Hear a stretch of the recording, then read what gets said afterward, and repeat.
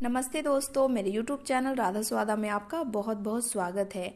आज हम बनाएंगे बच्चों का फेवरेट डोनट्स। डोनट्स बच्चों को बहुत ही ज़्यादा पसंद आता है और डोनट्स हम बेकरी से तो लाते ही, घर पे भी आप इस डोनट्स को बहुत ही इजीली बना सकते हैं। और यहाँ पे आप देखिए बिल्कुल परफेक्ट डोनट्स बन के तैयार हुए हैं। बहुत ही सॉफ्ट है अंदर से और ऊपर से थोड़ा सा क्रंची है। बहुत ही अच्छी इसके अंदर जाली आई है। तो चलिए फ्रेंड्स, देख लेते हैं डोनट्स हमें कैसे बनाना है। और ये एगलेस डोनट्स है, तो चलिए बनाना शुरू करते हैं। अगर आपको मेरी ये रेसिपी पसंद आए तो प्लीज़ वीडियो को दूसरों के साथ भी ज़रूर शेयर करें और वीडियो को लाइक करना बिल्कुल भी ना भूलें। तो फ्रेंड्स, डोनट बनाने के लिए सबसे पहले हम डो लगाएंगे। तो एक बोल में हम डालेंगे 1 कप मैदा।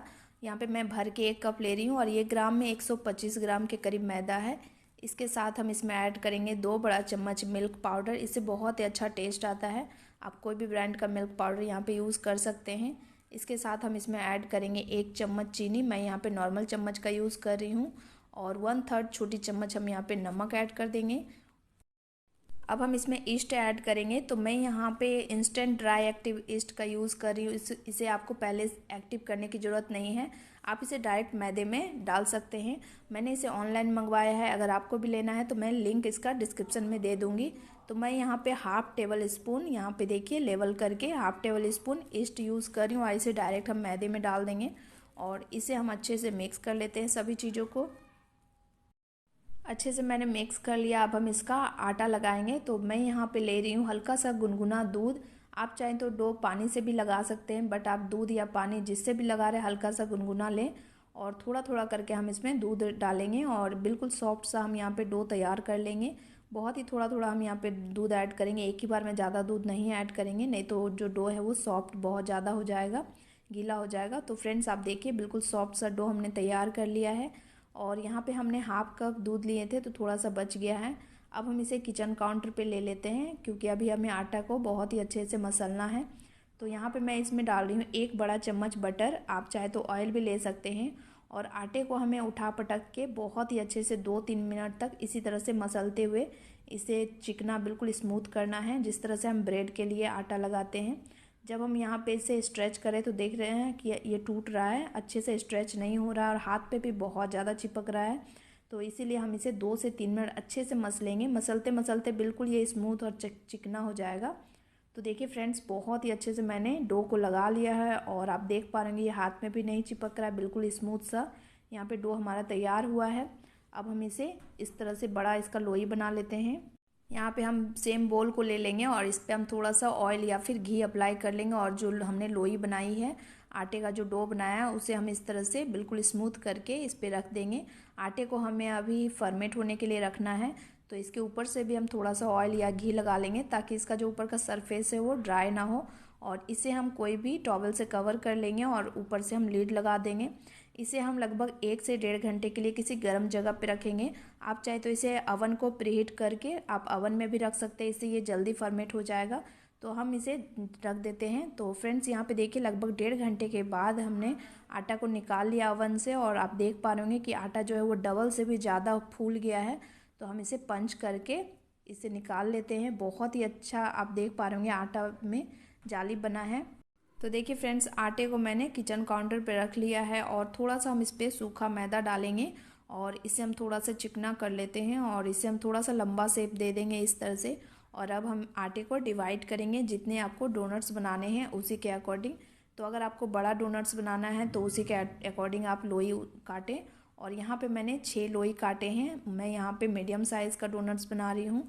और अब हम इसे इस तरह से एक एक जो हमने पार्ट लिए हैं उसे हम इस तरह से बिल्कुल स्मूथ कर लेंगे। इसका हम इस तरह से बॉल बना लेंगे और सारे बॉल्स को हम बना के एक साइड में रखते जाते हैं। बिल्कुल हमें चिकना बॉल बनाना है। इस तरह से देखिए, हमें आटे को अंदर इस तरह से टक करते हुए इसे बिल्कुल स्मूथ बनाना है।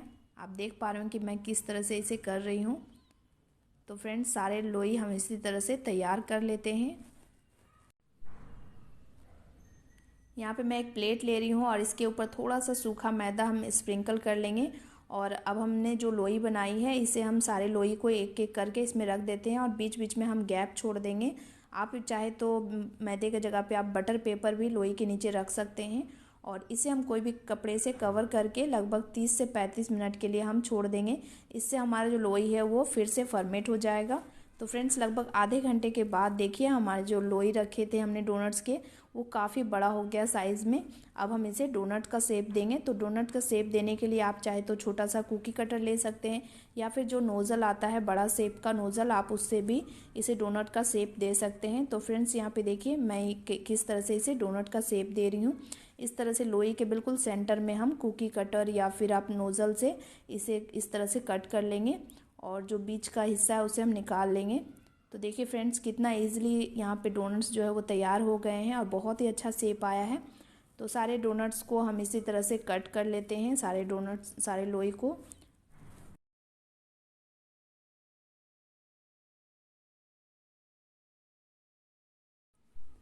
तो देखिए फ्रेंड्स हमने सारे डोनट्स बना लिए हैं और अब हम चलते हैं नेक्स्ट प्रोसेस की तरफ।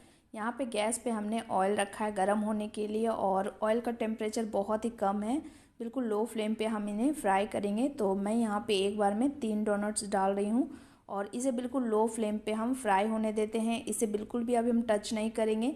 जब इसका शेप बड़ा हो जाएगा उसके बाद हम इसे बहुत ही हल्के हाथ से पलट लेंगे। तो फ्रेंड्स आप देख पा रहे होंगे ये साइज़ में काफ़ी बड़ा हो गया है और एक साइड बहुत ही अच्छे से गोल्डन हो गया है। तो इसे हम पलट लेते हैं और दूसरे साइड से भी हम इसे इसी तरह से लो फ्लेम पे अच्छे से फ्राई होने देते हैं जब तक कि इसका कलर जो है वो गोल्डन ब्राउन ना हो जाए।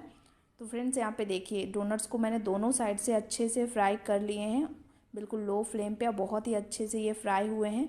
तो इसे हम एक टिश्यू पेपर पे निकाल लेते हैं, और बाकी के जो बचे हुए डोनट्स हैं उन्हें भी हम इसी तरह से बिल्कुल लो फ्लेम पे ही फ्राई करेंगे।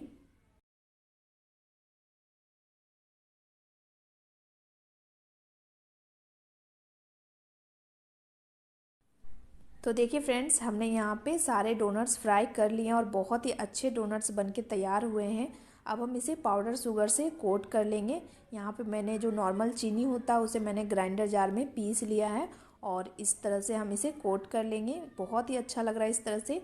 और यहाँ पे हम बाकी के डोनट्स को चॉकलेट से कवर करेंगे। यहाँ पे 2 डोनट्स को मैंने शुगर पाउडर से कोट किया है, और चॉकलेट डोनट्स बच्चों को बहुत ही पसंद होता है, तो इसके लिए मैंने यहाँ पे चॉकलेट को मेल्ट कर लिया है।